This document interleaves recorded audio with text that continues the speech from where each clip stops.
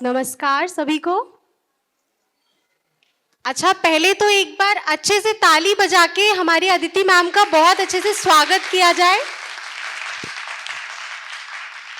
अच्छा, यहाँ जितने लोग बैठे हैं सारे लोग यूपीएससी के बारे में जानते हैं? आवाज नहीं आ रही है मुझे। कोई नहीं जानता? अच्छा, जानते हैं तो कोई मुझे बताना चाहेगा कि यूपीएससी में टोटल कितने सर्विसेज होते हैं? कोई नहीं बता सकता है। यूपीएससी टोटल कितने सर्विसेज प्रोवाइड कराता है? अच्छा, तो यहाँ पर बैठे इतने सारे लोगों में से ज्यादा लोगों को पता ही नहीं है। बहुत सारे लोग ऐसे हैं जो बस आईएएस, आईपीएस, कुछ ही सर्विसेज ऐसी हैं जो उनके जबान पर उनका नाम है कि हाँ, ये सर्विसेज यूपीएससी प्रोवाइड कराता है। जैसे हमारी जो आज की वक्ता हैं, हमारी मेहमान हैं अदिति जी। अदिति जी रेलवे में इंडियन रेलवे पर्सनल सर्विसेज अधिकारी हैं। तो ये सर्विस भी यूपीएससी प्रोवाइड कराता है। यूपीएससी के थ्रू ही ये सर्विस भी मिलती है। ये बात यहाँ किसी को नहीं पता थी। तो सबसे पहले तो आज हम ये जानेंगे कि कितने तरह की सर्विसेज और इस पर्टिकुलर सर्विस का जो सिग्निफिकेंस है वो क्या है, ये हम अदिति मैम से जानेंगे। इसके अलावा यूपीएससी से जुड़े बहुत सारे चैलेंजेस जो एस्पिरेंट्स फेस करते हैं, बहुत सारे ऐसे सपने हैं जो वो देखते हैं, वो पूरे होते नहीं है कई बार बहुत से लोगों के। तो क्यों नहीं हो पाते हैं, क्या किस तरह का प्रोफाइल जरूरी है इसमें, ये सब चीजें आज हम अदिति मैम से जानेंगे। तो सबसे पहले तो मैं अदिति मैम का बहुत स्वागत करती हूँ।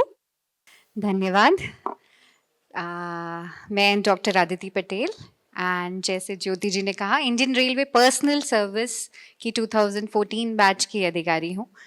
एंड जैसे उन्होंने कहा, बहुत सारी सर्विसेज अभी तक नहीं जानते। मैं खुद भी नहीं जानती थी, मैं दूसरों को क्या बोलूँ।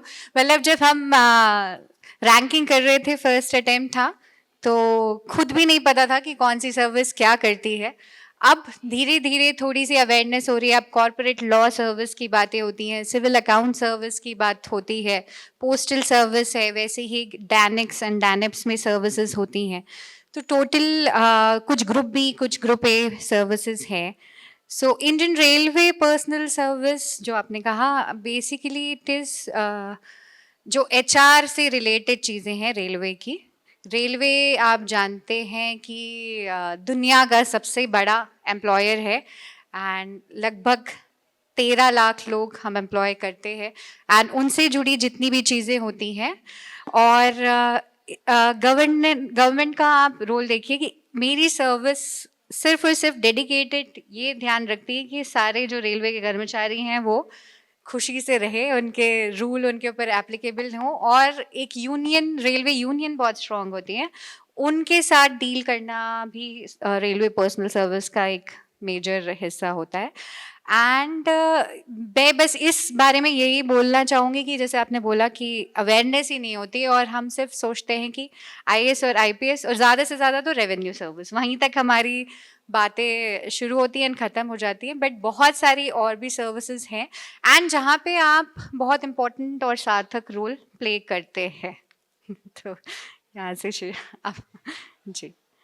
अच्छा, सबसे सेशन को आगे बढ़ाने से पहले सबसे पहले तो मैं ये जानना चाहूँगी कि एमबीबीएस से इधर क्यों आए? यस, एमबीबीएस करने के बाद या करने के दौरान, मतलब यूपीएससी का ख्याल आपको कब आया कि आपको करना चाहिए, और एमबीबीएस करने के बाद आपके लिए क्या मुश्किलें रही? क्योंकि एमबीबीएस एकदम अलग फील्ड है और यूपीएससी, आप ह्यूमैनिटीज पढ़ रहे हैं, तो इतना डिफरेंस आपने कवर किया और जब आप पहले अटेम्प्ट में आपने क्लियर कर लिया, तो ये जादू कैसे? जी, जादू कुछ नहीं है। मतलब एग्ज़ाम एक्चुअली यूपीएससी का जो सिविल सर्विसेज का एग्ज़ाम है, मैं और कुछ जो मेरी समझ है वो आपके ऊपर एप्लीकेबल हो या ना हो, बट एक चीज़ मैं ज़रूर बोलना चाहूँगी कि यूपीएससी का जो एग्ज़ाम है बहुत अनूठा सा एग्ज़ाम है। आप किसी कॉम्पिटिटिव एग्ज़ाम से उसको कंपेयर नहीं कर सकते। वो आपके व्यक्तित्व की जो एक हिंदी में हम बोलते हैं प्रामाणिकता, उसको टेस्ट करता है। आप कितना इंडिया को समझते हैं, कितने ग्रामीण भारत में गए हैं, आपकी विश्लेषण क्षमता कितनी है, आप क्या चीज़ों को एक विजुअलाइज कर पाते हैं। तो ये जर्नी एक तो मैं ये कहूँगी कि एक दिन में ओवरनाइट नहीं डेवलप होती, जो आप अभी कर रहे हैं इसी प्लेटफॉर्म से डेवलप होती है।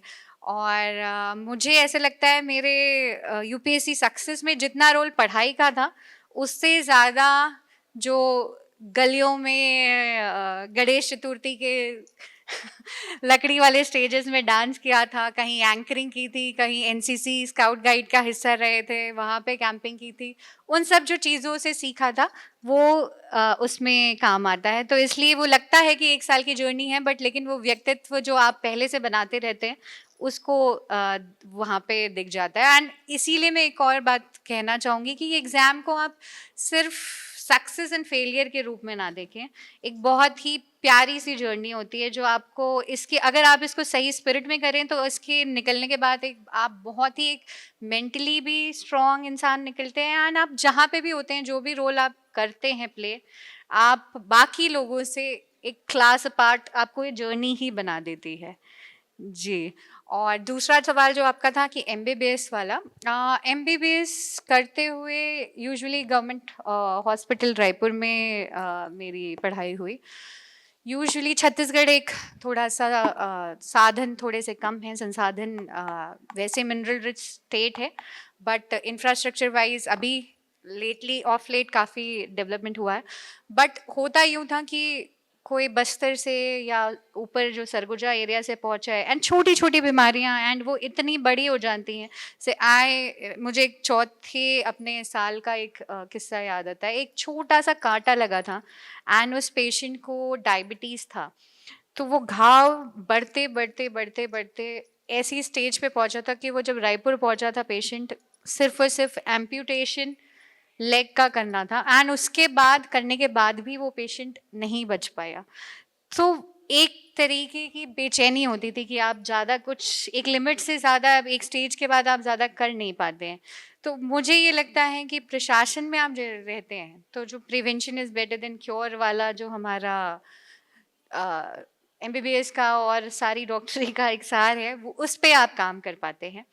एंड बट जर्नी अलग अलग होती है। अब सोच के हम आए थे कि आईएएस वाला रोल प्ले करेंगे, बट फिर रेलवे पर्सनल में आए। एंड अभी जब कोविड का टाइम था तो बहुत सारा रेलवे हॉस्पिटल्स एक बहुत बड़े अपने आप में एसेट हैं, तो उनको मैनेज करने का मौका मिला। तो पढ़ाई जो आपने कहीं करी है वो कहीं ना कहीं आपके काम आ जाती है। And UPSC as a journey ऐसे रिस्ट्रिक्ट नहीं करना चाहिए, क्योंकि जैसे मैंने कहा कि विश्लेषण क्षमता की बात है, तो आप कोई भी सब्जेक्ट जो इंटरेस्ट का है वो भी लेके चलें तो सक्सेस मिल जाती है। और थोड़ा सा 1 साल वाली जो है कि आपको थोड़ा सा डेडिकेशन एक साथ उस साल में पूरा अनडिवाइडेड सा रखना पड़ता है। सारे क्या बोलूँ मैं, बॉक्सेस को टिक करना पड़ता है कि आप प्री मेंस एंड इंटरव्यू तक की तैयारी जब कर लें, थोड़ी समझ लें, तब फर्स्ट अटेम्प्ट दें। घूमते फिरते फर्स्ट अटेम्प्ट देखने के लिए ना जाएं, क्योंकि क्वेश्चन पेपर वैसे भी मिल जाता है।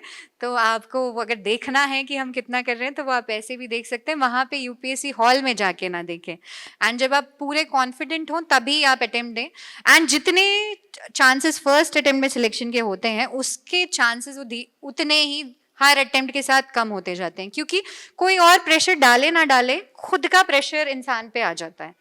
सो एक बहुत ही क्या बोले एनर्जी सी होती है, एक इनोसेंस होता है फर्स्ट अटेम्प्ट में। एंड अगर आप उस टाइम पे थोड़े डेडिकेशन रहे तो आई थिंक वही सबसे आपका सिलेक्शन कराने में सबसे अच्छा अटेम्प्ट हो सकता है।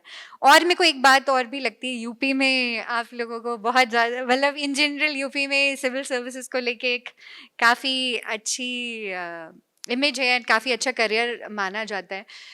मैं भी ये मानती हूँ कि ऐसा प्लेटफॉर्म शायद और कोई सर्विसेज नहीं देती है इंडिया में, लेकिन फिर at the end of the day एक एग्ज़ाम ही है वो, मतलब उसमें 6-7 साल 8 साल 9 साल 10 साल ज़िंदगी के नहीं लगाने चाहिए, मुझे ऐसा लगता है। ये this is my personal opinion. लेकिन एक अगर आप और मुझे ये भी लगता है कि अगर आप डेडिकेटेड हैं तो वो 1-2 साल में भी सिलेक्शन हो जाता है, और अगर कहीं कहीं चीज़ें छूट रही हैं, नहीं आ रहे हैं, तो फिर वो 10 साल भी निकाल लें तो फिर शायद ना हो। तो एंड ज़रूरी नहीं है कि कोई यूपीएससी ही एक स्टैंडर्ड है कि आप अपना सोचें कि अगर हम ये निकालेंगे तो वर्थ है, नहीं तो नहीं है। बहुत सारे लोग हैं जो यूपीएससी में सिलेक्ट नहीं हुए बट कुछ कुछ और अच्छा कर रहे हैं अपनी अपनी जगह में। तो ये दोनों चीज़ें विरोधात्मक लग सकती हैं कि मैं बोल रही हूँ कि एक तरफ बहुत अच्छा प्लेटफॉर्म भी है और लेकिन इतना ज़्यादा उसके लिए अपने प्रेशर लेने की ज़रूरत नहीं है। लेकिन कोर में जाएंगे, एसेंस में जाएंगे तो दोनों चीज़ें रिलेटेड हैं। अगर आप इस भाव के साथ इस एग्ज़ाम को देते हैं कि ठीक है, I learn from this journey and जो भी रिजल्ट रहे ना रहे ठीक है, तो उसमें भी इस तरीके से आप जब तैयारी करते हैं तो आपके चांसेस मुझे लगता है ज़्यादा होते हैं सिलेक्शन के, रादर देन क्योंकि इतना प्रेशर बिल्डअप हो जाता है यूजुअली, क्योंकि हम ग्रेजुएशन के बाद करते हैं, मास्टर्स के बाद करते हैं, ऑलरेडी एक प्रेशर रहता है कि हमारे साथ के लोग नौकरी शुरू कर चुके हैं। पेरेंट्स का भी अगर प्रेशर ना भी रहे तो एक अपने आप, और ख़ासकर लड़कों के ऊपर और ज़्यादा ये प्रेशर आ जाता है कि कमाना शुरू करना है। तो वो सारे प्रेशर, वो सब चीज़ें देख के जितना भी आपको टाइम लगता है उतना डिसाइड करें, एंड 1 साल 2 साल 3 साल दे एग्ज़ाम। लेकिन फिर वही बात है कि सिर्फ एक ही प्लेटफॉर्म नहीं है इंडिया में, सबसे अच्छा प्लेटफॉर्म है, लेकिन फिर और भी आप बहुत सारी चीज़ें कर सकते हैं। तो ये दोनों चीज़ें साथ में रखें, इसका बैलेंस रखें अपने अप्रोच में, तो चीज़ें ठीक रहती हैं। सारी चीज़ें जो हम आप हमारे बहुत काम आने वाली है, खासकर उन लोगों के लिए जो लोग तैयारी अब या तो शुरू करने वाले हैं या उस फेज में हैं जहाँ पे वो डिसाइड नहीं कर पा रहे हैं कि मुझे इस पार जाना है या उस पार जाना है। अच्छा, यहाँ जब हम यूपीएससी की बात करते हैं तो सपने और अनगिनत सपने उसके साथ अपने आप जुड़ जाते हैं, क्योंकि यूपीएससी वाकई में जिस तरीके से हमारे गवर्नमेंट के पास सीट्स तो लिमिटेड है और एस्पिरेंट्स दिन पर दिन लाखों में बढ़ते जा रहे हैं, हर साल लाखों में जो संख्या है वो बढ़ जाती है। तो ऑब्वियसली ये बहुत जेन्युइन है कि सभी को सीट्स मिल नहीं सकती, तो वो कहीं ना कहीं वही है कि बहुत बेस्ट भी हैं और शायद जो निकल जा रहा है और जो नहीं कर पा रहे हैं उनके बीच में बहुत डेसिमल का डिफरेंस, प्रिपरेशन शायद उनकी भी उतनी ही है।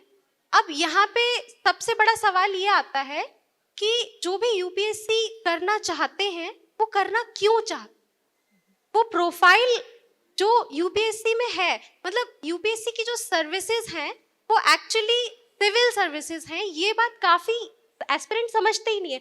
वो पोजीशन, पावर, ये सारी चीज़ों से बहुत ज़्यादा फैसिनेट होते हैं। अभी आजकल कुछ सालों से, अभी रिसेंट ईयर्स में सोशल मीडिया ने यूपीएससी को जितना फैसिनेट किया है, जितना ज़्यादा ग्लैमराइज किया है, तो उसके बाद एस्पिरेंट्स की संख्या और ज़्यादा बढ़ रही, बहुत ज़्यादा तेज़ी। तो यहाँ पे आप उनको क्या सलाह देना चाहेंगी कि आप किस तरीके से अपना प्रोफाइल जज कीजिए, क्या वो सच में सिविल सर्विसेज के लिए है, क्योंकि जो सर्विस की डिमांड है वो क्या है, उन्हें कैसे डिसाइड करना चाहिए कि उन्हें उस सर्विस में आना है या नहीं आना। बहुत इम्पोर्टेंट आपने क्वेश्चन ये किया है, एंड इस चीज़ के लिए मुझे लगता है थोड़ी सी क्लैरिटी खुद में होनी चाहिए। जो चीज़ें हैं, ये जो पावर एंड पोजीशन वाली चीज़ें हैं, ये बहुत बहुत टेम्परेरी चीज़ें हैं। अगर आप बहुत शिद्दत से भी चाहते हैं कि आपके पास गनमैन हो और लाल बत्ती चले, वो भी मैंने अपने साथ के जितने लोग हैं और जितने साथ के अधिकारी हैं उनसे बात करने, 2 साल 3 साल इससे ज़्यादा किसी को उन चीज़ों में खुशी नहीं मिल पाती है। तो ये चीज़ें ध्यान में रखें कि जो आपका मोटिवेशन होना चाहिए पहले तो वो आपके लिए खुद में क्लियर होना चाहिए। नहीं तो ये बार बार क्वेश्चन आता है मोटिवेशन कहाँ से लाएं। मोटिवेशन वहीं से आएगा जब अगर आपके थॉट प्रोसेस में क्लैरिटी हो कि किस लिए करना चाहते हैं। जो कुछ चीज़ें मुझे लगती हैं जो जिसके लिए सिविल सर्विसेज का प्लेटफॉर्म चुनना चाहिए, सबसे पहले तो अगर आपको एक्चुअली में सोसाइटी में इम्पैक्ट करने का उससे खुशी आती हो, कुछ भी चेंज अगर आप कर पाते हैं उसको आपको खुशी देता है अगर, तभी इस फील्ड को चुनना चाहिए। एंड इसके अलावा जो रीजंस हैं कि करियर अच्छा समझा जाता है, समाज में अच्छी जगह होती है, या माता पिता ने कहा है कि अच्छी नौकरी है, ये सारे रीजंस आपके सेकेंडरी हो सकते हैं। बट एक चीज और अभी अब चीजें जो और जो पावर या चीजें कुछ अब अगर करप्शन एंड इस टाइप की चीजों से मोटिवेट होके आएंगे तो धीरे धीरे चीजें डिफिकल्ट होती जा रही हैं। और मुझे लगता है अगले और 5 साल में इस टाइप के जो अल्टीरियर मोटिव्स वाले मोटिवेशन है ये आप वैसे भी फुलफिल नहीं कर पाएंगे। तो अननेसेसरी फ्रस्ट्रेट, अगर आपके लिए मॉनिटरी चीज़ें बहुत ज़्यादा मायने रखती हैं तो सलाह ये रहेगी कि तो फिर ज़्यादा आप या तो कोई प्राइवेट सेक्टर चूज़ करें या खुद से बिजनेस में देखें। बट यहाँ पे तो आपको थोड़ा सा कम साधनों में, लेकिन जो आपके काम का इम्पैक्ट है अगर आपको वो देख के मज़ा आता है तब ही यूपीएससी सिविल सर्विसेज में आना चाहिए। जैसे आपने कहा सिविल सर्विसेज, अब सिविल सर्विसेज से भी आके अब बार बार इसको पब्लिक सर्विस के नाम से जीएस में या यूपीएससी चाहती है कि उसको एक पब्लिक सर्विस की तरह देखें। एंड उसमें अगर मोटिवेशन आता है तभी इधर आए और दूसरे मोटिवेशन ना रखें। ये बहुत ज़रूरी बात है समझने के लिए कि मोटिवेशन तो मिल जाएगा आपको, लेकिन आप करना क्यों चाहते हैं ये आपको पता होना चाहिए। अच्छा मैम, मैं आपसे ये सवाल पूछना चाहूँगी, जैसे आप 2014 बैच से पास आउट हैं, आप भी किसी से मोटिवेशन लेते होंगे उस समय जब आप एस्पिरेंट रहे होंगे, तो आप भी शायद कुछ ऐसे ऑफिसर्स होंगे जिन्हें देख के आपको लगता होगा कि मुझे इनके जैसा बनना है। इसके अलावा उनसे कई लोगों से शायद आपने कुछ गाइडेंस लिया भी होगा, उन्होंने अपनी जर्नी आपसे शेयर की होगी, आपसे लोग कुछ आपकी जर्नी पूछते होंगे, आपसे गाइडेंस लेते होंगे। तो आपके एक्सपीरियंस के हिसाब से जो पहले की जनरेशन के सामने जिस तरीके के चैलेंजेस आते थे और अब की जनरेशन के सामने जिस तरीके के चैलेंजेस आ रहे हैं, उनमें क्या ट्रांजिशन क्या है, वो किस तरीके से वो चेंज हो रहे? कई मामलों में मुझे लगता है चीज़ें डिफ़िकल्ट हो गई हैं ज़्यादा, लेकिन एट द सेम टाइम कि कुछ चीज़ें बहुत आसान भी हो गई हैं। आजकल बहुत सारा गाइडेंस ऐसे ही उपलब्ध है, यूट्यूब पे इतने सारे वीडियोस डले हुए हैं सारे टॉपिक्स के, बहुत सारे इंस्टीट्यूट फ्री में कोर्सेज अपलोड करते हैं। अब उनका जो भी मॉडल हो, इकोनॉमिक मॉडल, उससे हमको फ़र्क नहीं पड़ता, बट एक्सेस वाइज जो चीज़ें पहले बहुत लिमिटेड वे में दिल्ली में ही अवेलेबल होती थी, अब ऑनलाइन है, टेलीग्राम के इतने सारे चैनल्स हैं, सारे आपके कोचिंग के नोट्स हैं वो अवेलेबल हैं। साथ में आजकल एक जो रीसेंट ट्रेंड है कि टॉपर्स की जो टेस्ट कॉपीज़ हैं वो शेयर की जाती हैं, तो वो आपके लिए बहुत अच्छा रेफरेंस पॉइंट हो जाती हैं। बट मुझे ये लगता है चैलेंजिंग वाइज ये है कि ज़्यादा कंपटीशन बढ़ गया है, थोड़ा सा अटेंशन स्पैन भी धीरे धीरे लोगों का कम होता जा रहा है। एंड मैं यहाँ पे जो बैठे हैं तैयारी कर रहे हैं उनसे मैं यही रिक्वेस्ट करूँगी कि काफ़ी गहरी पढ़ाई लगती है, तो ये ना सोचे कि इंस्टाग्राम के रील से पढ़ पढ़ के हम यूपीएससी में लिख के आ जाएंगे। तो वो जो एंड इतना प्रेशर क्रिएट हो गया, जो आपने सोशल मीडिया की बात करी थी, सारे इंस्टीट्यूट अब अपना उनको सर्वाइवल करना है तो इंस्टाग्राम प्रेजेंस के बिना हो नहीं सकता। लेकिन फिर मैं वही बात कहूँगी कि जिनका सिलेक्शन होता है, जब मैं अपनी तैयारी कर रही थी तो उस टाइम तो खैर इंस्टाग्राम था नहीं, फेसबुक होता था। फेसबुक छोड़िए, मेरे मोबाइल में व्हाट्सएप भी नहीं था। एक कॉल बस मम्मी को करती थी कॉल, एंड वो भी जब ऑल इंडिया रेडियो करने के लिए खाने के बाद वॉक करते हुए। तो इतना थोड़ा सा हमको ऐसा लगता है कि आधे घंटे में क्या हो जाएगा इंस्टाग्राम में, बट जो उसके साथ डिस्ट्रैक्शंस आते हैं, जो चीज़ें हम देखते हैं जो शायद हमारे अनकॉन्शियस में भी चली जाती हैं, एंड वो बहुत इंपॉर्टेंट है, उनसे बचे रहना बहुत इंपॉर्टेंट है, फोकस बनाए रखना बहुत इंपॉर्टेंट है। तो उस हिसाब से डिस्ट्रैक्शंस भी बहुत है, एंड इंफॉर्मेशन के एक्सेस एज में हम रह रहे हैं। हर टॉपर एक अलग स्ट्रैटेजी लेके यूट्यूब पे खुद अवेलेबल है। सो एक और बात मैं कहूँगी कि सबकी जर्नी अपनी एक यूनिक जर्नी होती है, एंड एक अगर बात सार में कही जाए तो आपके खुद के अपने स्ट्रेंथ्स होते हैं। आप किसी सब्जेक्ट्स में शायद कोई हिस्ट्री में अच्छा हो, कोई एसे में अच्छा हो, कोई फिलॉसफी में अच्छा हो, तो अपनी स्ट्रेंथ पे काम करें एंड अपनी जो कमियां हैं उनको इस लिमिट तक करें कि वो आपका सिलेक्शन ना अफेक्ट होने दें। बाकी जो हर कोई सिलेक्शन लिस्ट में होता है उसकी अपनी एक यूनिक स्टोरी होती है। हम सबको बस कॉपी करने में ना लगे रह जाएं कि इसने ये किया, क्योंकि ये ट्रेंड बहुत चलने लगा because of all the information. एक ट्रेंड सा चलने लगता है। एक बहुत ही इंटरेस्टिंग सा ऐसे ही मैं इंसिडेंट है वो शेयर करूंगी। फॉरेन सर्विसेज में एक दोस्त हैं यशवीर, वो काफ़ी क्या बोलूँ मैं, कुछ लोग थोड़े एक्स्ट्रा आईक्यू के साथ गिफ्टेड होते हैं, तो वो वैसे स्कॉलर से हैं एंड शुरू से जब छोटे बच्चे रहे हैं तब से वो हार्वर्ड लेवल के कोर्सेज एंड उस पे हिस्सा लेते रहे हैं। तो उनने जब अपना ऐसे लिखा तो उनने इंडेक्स बना के ऐसे लिखा। उसके बाद उनके मार्क्स आए ऑल इंडिया टॉप, और ने ये 2 साल किया। अब ये बात चल गई कि इंडेक्स बनाते हैं वो, उनने शेयर किया होगा आपस के ग्रुप में। अब वो बात चलते चलते बिकॉज इतने कनेक्टेड हो गए हम, इंफॉर्मेशन सब जगह फैल गई कि इंडेक्स बनाने से अच्छे मार्क्स आते हैं। बट आपको ये समझना पड़ेगा कि आप इंडेक्स में लिखने लायक आप डिवाइड कर पाते हैं या नहीं कर पाते। आपने इंडेक्स कुछ और बना दिया, आपने लिख के कुछ और आए हैं, तो आप जो ये जो एक्चुअली एफर्ट काउंटर प्रोडक्टिव हो जाएगा। तो कहीं ना कहीं ये सारी इसी टाइप के इंसिडेंट्स हर जगह होते रहते हैं। किसी ने बोल दिया कि ये ऑप्शनल अच्छा है तो हम उसके पीछे चलने लगते हैं।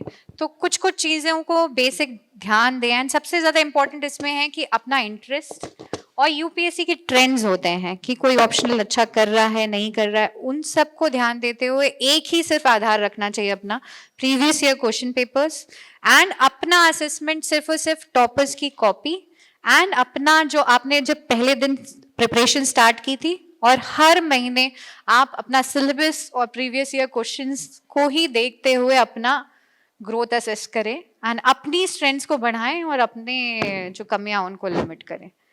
सो यही है। अच्छा, एक सवाल मैं आपसे ये पूछना चाहूंगी कि जैसे जैसे समय निकला है, अभी पिछले कुछ सालों में हमने एक बहुत बड़ा ट्रांजिशन देखा है, विमेन पार्टिसिपेशन। सिविल सर्विसेज में विमेन पार्टिसिपेशन जिस तेजी से बढ़ रहा है, जैसे हम पिछले साल के टॉपर्स को ही देख लें, हमारी टॉप 4 टॉपर्स लड़कियां थीं। तो जिस तरीके से विमेन पार्टिसिपेशन बढ़ रहा है, तो आपको क्या लगता है इससे हमारी जो सर्विसेज की डिग्निटी है उस पे क्या इफेक्ट पड़ रहा है? और दूसरी बात ये कि एक मेल और फीमेल दोनों के मैनेजमेंट में बहुत डिफरेंस होता है। तो जब बहुत सारे मेल ऑफिसर्स किसी चीज़ को मैनेज कर रहे हैं और अगर उन ऑफिसर्स में फीमेल ऑफिसर्स की संख्या ज़्यादा हो, तो दोनों में क्या डिफरेंस है और कौन ज़्यादा बेटर मैनेज कर सकता है, मैं ये भी पूछूंगी आपसे। इस क्वेश्चन को तो मैं ये नहीं मानती हूँ कि मैनेजमेंट जेंडर से जुड़ा हुआ कंसेप्ट है। लेकिन आपने जो बात कही कि पार्टिसिपेशन बढ़ रहा है, बिल्कुल टॉपर्स में बढ़ रहा है, बट अभी भी जो रेशियो है वो बहुत कम है। मतलब आप अभी जो मेरी लास्ट पोस्टिंग थी वहाँ 87 ऑफिसर्स थे एंड उसमें से सिर्फ विमेन ऑफिसर्स 3 थी। सो सिलेक्शन, एक तो 2-3 बातें हैं। एक तो सिलेक्शन पार्टिसिपेशन कंपैरेटिवली बढ़ा है, बट अभी भी बहुत ज़्यादा सिलेक्शन लिस्ट अगर पूरी आप एनालाइज करें, एंड ये बात देखिए कि थोड़ी ज़हीन होती हैं लड़कियां तो टॉप 10 में आ जाती हैं। तो एक जो क्या बोला जाए, उनको ग्लैमराइज करके जो ये चीज़ जो है वो ना थोड़ी सी डेफिशिएंट मुझे लगती है कि उतने सिलेक्शन है नहीं जितना हम टॉपर्स को देख के सोचते हैं कि पार्टिसिपेशन आ जा रहा है। एंड अभी भी जो बहुत सारे मायने में जब ऑफिस में आप एज ए वुमेन ऑफिसर बहुत सारे चैलेंजेस आपको फेस करने पड़ते हैं। सबसे पहले तो आपको हर दिन प्रूव करना पड़ता है कि नहीं आप यहीं हैं, आप अपने किचन में नहीं हैं, आप अपने किचन की जो स्टीरियोटाइपिंग जो करी हुई है हमारे ऑफिस मतलब मूवीज़ में, सीरीज़ में, कि अगर महिला अधिकारी है तो उसको किचन की ध्यान पहले आता है।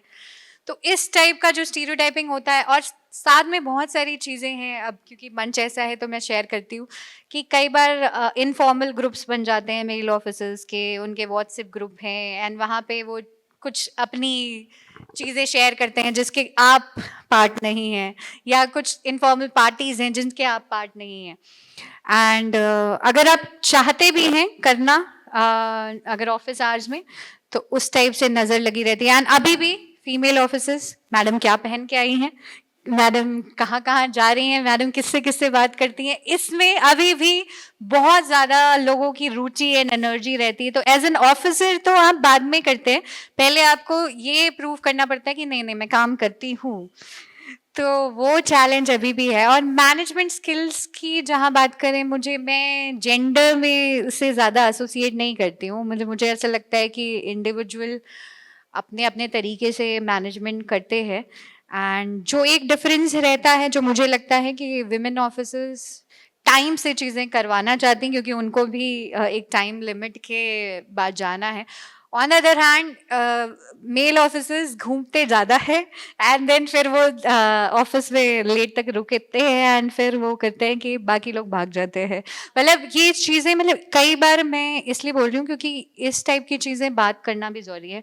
अभी पिछले 6 महीने पहले एक लेटर सर्कुलेट हुआ था रेलवे में, it was as a prank only, but उसमें ये उसका सब्जेक्ट था कि जो डीआरएम को एसोसिएटेड है, सब्जेक्ट था कि हमें सेक्स चेंजिंग सर्जरी के लिए छुट्टी का आवेदन क्यों। और उसका रीज़न था कि क्योंकि महिलाओं को कभी भी छुट्टी मिल जाती है, उनको जब मन करता है वो चाइल्ड केयर लीव पे चली जाती हैं। एंड इस टाइप की बहुत ही, क्या बोला जाए, मतलब बहुत ऐसे अजीब सी लगती है ये सब चीज़ें, बट और वो सर्कुलेट हुआ, वो नेशनल लेवल पे सर्कुलेट हुआ, एंड ग्रुप्स में, ऑफिसर्स ग्रुप में भी सर्कुलेट हुआ। और जो मेल ऑफिसर्स का रिस्पांस था कि वो था कि बात तो सही है, जेन्युइन तो बात है। तो इस तरीके के रिस्पांस अभी भी आपको झेलने पड़ते हैं। तो चीज़ें अभी रोजी रोजी थोड़ी सी, जो बस एक दो जैसे जो मुझे लगता है कैपिटलिज्म या हमारे मेरिटोक्रेसी सिस्टम में जो कुछ सक्सेसफुल एग्जाम्पल्स होते हैं, उसको ग्लैमराइज करके एक्चुअली जो बहुत सारी चीज़ें जहाँ पे हमको करने की ज़रूरत है, उनको थोड़ा साइडलाइन करने की कोशिश की जाती है। तो अभी भी बहुत सारा विमेन एम्पावरमेंट सर्विसेज में ज़रूरी है। मतलब आप इतना एग्ज़ाम क्लियर करके भी आपको अगर ये सब चीज़ें फेस करनी होती हैं, तो मैं फिर वही सोचती हूँ कि नॉर्मल लाइफ में फिर क्या क्या और फेस करना पड़ता होगा। मोस्टली फैमिलीज का एक ही डायलॉग होता है अपनी फीमेल ऑफिसर्स के साथ, होंगी आप ऑफिसर 8 बजे के पहले तक है। जी जी जी। एंड अभी जैसे मेटर्निटी लीव पे बात हो रही है, तो सब कुछ ऐसा करते हैं, ठीक है बायोलॉजिकली महिला का रोल है, लेकिन child rearing as a process तो एक सोसाइटी की जिम्मेदारी है। उस छुट्टी को ऐसा बोलना कि ये तो छुट्टी लेके चले जाते हैं, सो वो कॉन्शियसनेस बहुत मिसिंग है अभी तक। तो बहुत कुछ इस टॉपिक पे करना ज़रूरी है कि जी। बहुत ज़्यादा इंटरेस्टिंग जा रहा है ये सेशन, लेकिन क्योंकि हमारे पास टाइम लिमिट है और हमें अभी और बहुत सारे सेशंस फिनिश करने हैं, तो उसके पहले लेकिन यहाँ पर बहुत सारे लोग ऐसे होंगे जिन्हें बहुत सारे सवाल पूछने होंगे। तो कुछ एक दो लोग अगर कुछ सवाल पूछना चाहते हैं तो मैं उनको बोलूँगी। My name is Ojit Bhatt and my question is paper 4 ethics बच्चे पढ़ते हैं, फिर they get selected, they get into the service, and on the other hand हम देखते हैं for example विकास या आचार्य प्रशांत, people coming from high moral background, they quit service. क्या ये कहना सही होगा कि it's difficult to survive if you have high ethical value? नहीं, बिल्कुल नहीं। एक्चुअली बल्कि मैं ये कहूँगी आपको, जितना मेरा एक्सपीरियंस है खुद का अपनी सर्विसेज का, एंड जितना मेरे my husband was a 2005 batch officer, and उनका career prime minister excellency award से होके अब he join politics and he is doing good there also. मैं बल्कि ये मानती हूँ, और मानती नहीं हूँ, जानती हूँ कि अगर आप इंटीग्रिटी के साथ हैं और थोड़ा भी सही इंटेंशन रखते हैं, आप कामों को रोकते नहीं हैं, तो एक्चुअली आप ऐसा कॉम्बिनेशन बन जाते हैं जिसको कोई भी इग्नोर नहीं कर सकता। आज की डेट में कोई भी गवर्नमेंट ऐसी नहीं है कि जो अपने ही अल्टीरियर मोटिव्स के लिए काम कर सके। गवर्नेंस देना जीतने के लिए ज़रूरी है। सो मैं नहीं जानती कि पॉलिटिकल इंटेंशंस क्या है नहीं है, मैं बहुत ज़्यादा पॉलिटिकल पर्सन हूँ नहीं, लेकिन मैं इतना जानती हूँ कि अगर आप इंटीग्रिटी के साथ ऑफिस में रहते हैं तो रेस्पेक्ट और अथॉरिटी जो आपकी होती है वो अनपैरेलल होती है। एंड आज की डेट में सबको सबके बारे में पता होता है कि कौन किस तरीके का कंडक्ट रखता है नहीं रखता है, तो सबको जब पता चल जाता है और अगर आप अच्छे से अपने कंडक्ट को नहीं रखते हैं विद इंटीग्रिटी, तो वो अथॉरिटी इतनी इरोड हो जाती है कि आप सामने किसी को बोलते रहें कोई आपकी सुनता भी नहीं है, बिकॉज ऑफ द एज कि एवरीबडी विल से कि हम आप उनको डांटिए सामने वो आपके पास लेके आ जाएंगे कि आपकी भी कंप्लेंट करने के लिए उनके पास सफिशिएंट मटेरियल है। सो ये मैंने बहुत सारे एग्जाम्पल्स में देखा है, अगर आपके पास इंटीग्रिटी है आप ऐसे कॉम्बिनेशन बन जाते हैं जिसका कोई है ही नहीं कोई और दूसरा सा। और किसी का कोई सवाल है? मेरा नाम रजनीश है। मैं वर्क रूटीन जानना चाहता हूँ आपका, डेली वर्क रूटीन कैसे share कर वर्क सकते रूटीन अभी रेलवेज में, अभी मैं करंटली स्टडी लीव पे हूँ। एक ये भी प्रोविजन सिविल सर्विसेज देता है आपको कि आप कुछ अपने डिपार्टमेंट से रिलेटेड कुछ पढ़ाई करना चाहते हैं, तो अभी मैं करंटली लॉ कर रही हूँ, तो अभी तो वैसा रूटीन नहीं है, बट रूटीन थोड़ा सा अब सिविल सर्विसेज में थोड़ा फ्लेक्सिबल रखना पड़ता है। अब वो जो 10 से 6 वाली नौकरी है वो वाला कंसेप्ट किसी भी ऑफिस में वैसे एप्लीकेबल नहीं है। एंड कभी भी आप 10-11 बजे तक वीडियो कॉन्फ्रेंसिंग चलती है, कभी आपको सैटरडे संडे भी रहना पड़ता है अवेलेबल चीज़ों के लिए, तो ऐसा एकदम स्पेसिफिक रूटीन नहीं है। But at the same time अगर आप वर्क लाइफ बैलेंस के बारे में बात कर रहे हैं तो पॉसिबल है अगर आप प्रायोरिटाइज अपने टाइम को करें। टाइम को थोड़ा प्रायोरिटाइज करना पड़ता है। अब ये नहीं कि आप मूवी भी देख लेंगे, नेटफ्लिक्स भी चला लेंगे, नौकरी भी अच्छे से चल जाएगी, एंड सेहत का भी ख्याल रखना पड़ेगा। कुछ 1-2 चीज़ें आपको अपने प्रायोरिटी लिस्ट से चूज़ करनी पड़ती हैं एंड उसी पे आप टाइम करें। सोशलाइजेशन के जो अगर आप पार्टीज मिस करते हैं तो कुछ चीज़ों में अपनी प्रायोरिटी के हिसाब से आपको चीज़ें तो करनी पड़ती हैं, बट अगर प्रायोरिटी आपकी क्लियर है तो वर्क लाइफ बैलेंस हो आ जाता है। जी जी नमस्ते, मेरा नाम जावेद अंसारी है। जी जैसे हम लोग कोई काम कर रहे हैं या पढ़ रहे हैं, फिर ऐसा लगता है कि थोड़ा आराम के लिए सोशल मीडिया का इस्तेमाल कर ले। फिर जब हम सोशल मीडिया का इस्तेमाल करते हैं तो टाइम बहुत ज़्यादा उसमें लग जाता है, तो इससे कैसे बचा जाए कि फिर उस टाइम को मैनेज किया जाए, किताब पढ़ा जाए या फिर कुछ अच्छी चीज़ें सीखी जाए। जी थैंक यू। अब मैं ये तो बात मैं कर रही हूँ, सोशल मीडिया ऐसा आप डिबेटेबल इशू है, लेकिन मुझे ऐसा लगता है प्रोडक्टिव यूज ज़्यादा और अनप्रोडक्टिव यूज ज़्यादा बढ़ जाता है, प्रोडक्टिव यूज कम हो जाता है। उससे अच्छा अगर आपको ब्रेक लेना है तो जैसे आपने कहा अच्छी बुक्स पढ़ें बहुत सारी, या अगर आप वीडियोस भी देखना चाहते हैं, अगर बुक पढ़ाई से ब्रेक लेना चाहते हैं, आजकल कंटेंट बहुत सारा है यूट्यूब पे ही, आपको इतनी सारी फिलॉसफीज मिल जाएंगी, आप ब्रेक में वो देख सकते हैं। जैसे कि मैं जो करती थी कि जैसे नोबेल पीस प्राइज विनर्स हैं उनकी स्पीचेस डली हुई हैं, या कोई फिलोसोफर हैं उनके थॉट्स डले हुए हैं, है ना, उनको आप देख लें, या कुछ मूवीज़ हैं जो कुछ आपको बहुत कुछ सिखाती हैं, वैसी चीज़ें करें। तो इंस्टाग्राम मुझे फिर वही मैं बोलूँगी कि उसमें डिस्ट्रैक्शन ही आपको ज़्यादा आएगा। अगर आपको ऐसा पता नहीं भी चलेगा, वो अनकॉन्शियस माइंड में दैट कंपैरिजन, दैट फीलिंग कि हम कहीं कुछ लूज कर रहे हैं, वो चलता ही रहेगा। उससे ओवरकम कर पाना फिर तो बुद्ध हो जाना हो जाएगा मतलब तो मेरा सजेशन यही रहेगा कि जो ऐसे प्लेटफॉर्म है जहाँ पे ज़्यादा क्या बोले चांसेस हैं अनप्रोडक्टिव होने के, उनको अवॉइड ही करें ऑल टुगेदर, तो ज़्यादा सही रहेगा। अभी हम बाकी और सवाल अभी नहीं लेते हैं क्योंकि हमारे पास टाइम लिमिट है और सेशन लाइनअप है। किसी को अगर और कोई सवाल पूछना है तो अदिति जी से पर्सनली आप पूछ सकते हैं। अभी मैं यही गाइड हूँ। करेंगी वो मैं यही हूँ, शाम तक हूँ। जी।